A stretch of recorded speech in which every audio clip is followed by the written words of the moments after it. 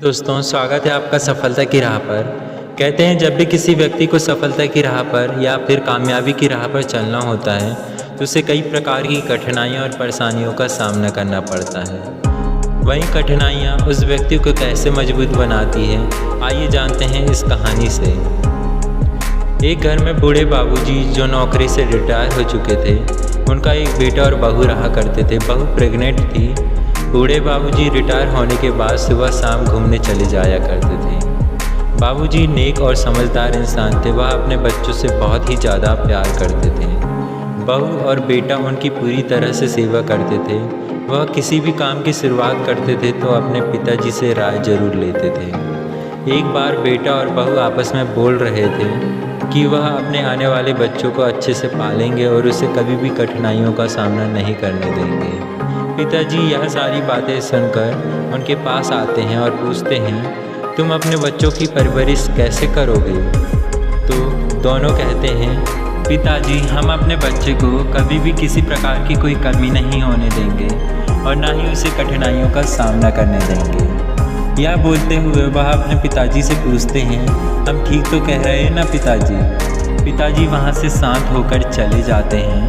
फिर अगले दिन बूढ़े बाबा दो छोटे से पेड़ लाते हैं और बहू बेटा से कहते हैं, बेटा एक काम करो, तुम इनमें से एक पेड़ लगाकर उसकी परवरिश करो और एक की मैं करता हूँ। दोनों पेड़ को वह घर के गार्डन में लगा देते हैं।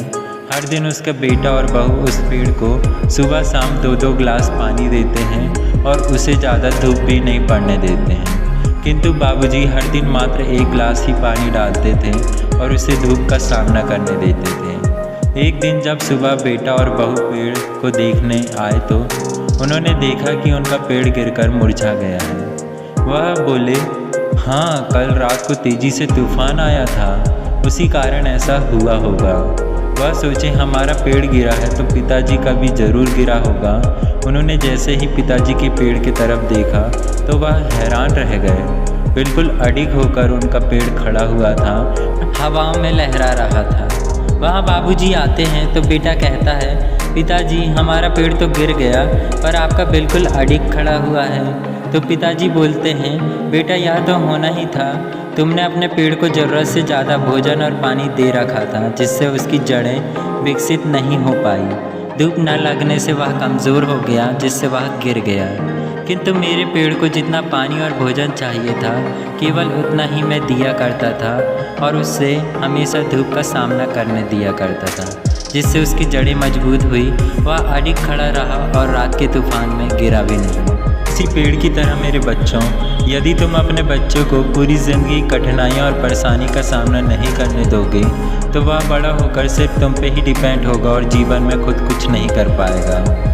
क्योंकि कहते हैं जब तक सोने का पिघलाकर या तपाकर एक सुंदर रूप आकार नहीं देते हैं तब तक उसकी कीमत नहीं होती है। सोने को भी चमकने के लिए तप को सहन करना पड़ता है। उम्मीद है दोस्तों हम अपने बच्चों को अच्छी परवरिश देकर कठिनाइयों से लड़ना सिखाएंगे।